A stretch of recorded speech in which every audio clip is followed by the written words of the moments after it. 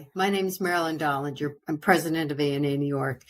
As we talk about advocacy and the importance in today's healthcare environment, we have to make sure that we help nurses with some of the tools that they can use to express their opinions. So this short piece is on how to write an opinion editorial or an op-ed.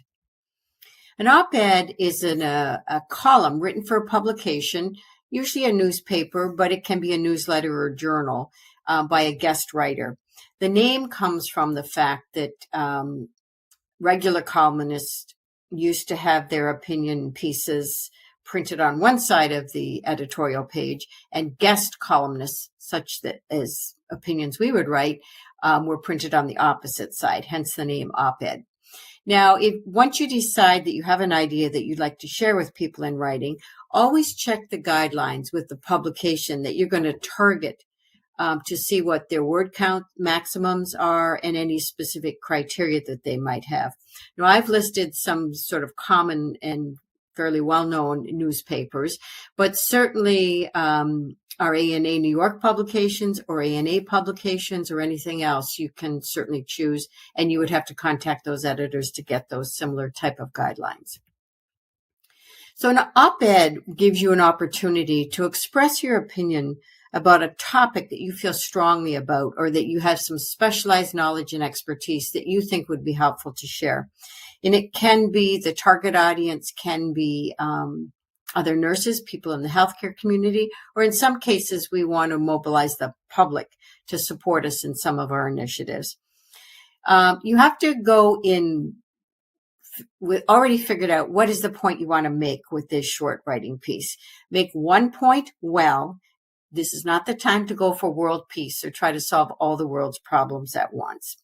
I mentioned target audience. That will dictate some of the language you use and some of the specific points that you make. You need to tell the readers why they need to care about the topic you're writing about. And you're not just going to be sharing events kind of from a news perspective, but you want to share with them recommendations and how to improve the current situation that you're talking about. Timing for your op-ed is important. So if there's a hot topic right now, it's important to get that op-ed piece written right now. You want up-to-the-minute details about it. Sometimes you're going to refer back to some memorable examples or historic occasions that were relevant to it. But you really want to make sure, if you wait weeks and months after something has happened that's caught everyone's attention, there aren't going to be as many people who are likely to read it. Op-ed pieces can be entertaining, but be aware that humor is in the eye of the beholder, and you want to make sure that you're not going to be offending anyone with a particular perspective you're sharing. So just a word to the wise on that one. Now, here are some of the basics. Know your area of expertise. Make sure you're up to date and current in your area of specialty, specifically as it relates to the particular issue that you're addressing in your op-ed piece. Always approach issues with an open mind. So there may be more than one hook in the topic. So you're appealing to a certain perspective. There may be other people that are motivated to learn more about the issue because of a different perspective. Do not underestimate the reader's intelligence or overestimate the reader's knowledge about your area of expertise. So it's really up to you in the way you write your op-ed to capture the reader's attention and draw them in. You have to give them enough information so that they can understand the issue and pay attention to the types of solutions that you're offering. Why should the reader trust you? You must be able to convey some evidence of your expertise.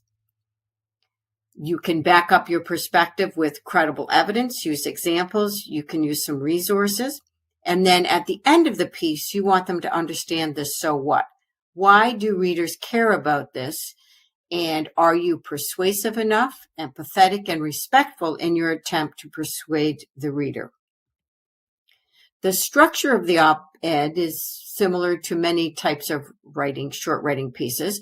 You need an introduction or an opening, and this is the first line is going to be the hook or the lead that grabs the reader's attention. And lead, spelled L-E-D-E, is the old newspaper term that used to be used. The topic and the theme. The topic is the primary focus of the column, And the theme is the greater context or relevance that you're sharing with them that's going to lead them to a different level of understanding or understanding the argument.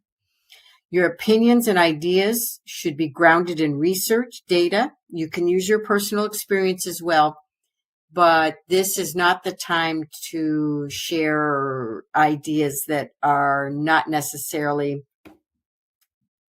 backed up by data or other things in the literature. The ending needs to be the final call to action for the reader. You can have an open ending, which suggests a conclusion, or sometimes you're going to use a more specific closed ending that you're saying, here's the conclusion, here's what we need to do, here's exactly how we need to move forward. The voice of the piece should be strong. It can also be conversational, informative, humorous, contemplative, or introspective, just with the caveat that I gave on the past slide using humor. Here's some tips. Use short sentences and short paragraphs. No jargon. Simple language is the best, as few technical words and fewer acronyms. If you do use an acronym, spell it out and include the acronym in parentheses after you've spelled it out. Your goal is to make this a very clear argument in support or perhaps sometimes in opposition of a particular topic. You want your point of view to be clear.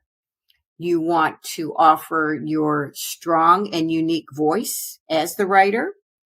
You're going for clarity, coherence, and simplicity, something that people can read fairly quickly and understand the key points that you're making and the conclusions that you're drawing. You should credit all sources, always avoid plagiarism, and consistency of opinion is usually the best approach throughout the column. If you're writing pros and cons of a particular issue, you need to make that very clear. These are really important. Do not mention any individuals by name in your op-ed piece unless you have their permission prior to submission of this writing.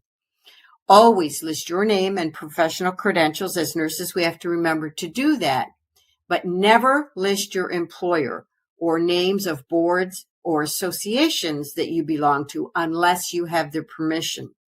You do not want to give the impression to readers that you are speaking on behalf of those groups or that they condone the content in your op-ed piece unless you have received their permission. As far as healthcare agencies go, this means that usually you need approval from either the public relations, communications, or sometimes government affairs department. These are some references that I've used in preparing this. Now get going, get writing, and good luck.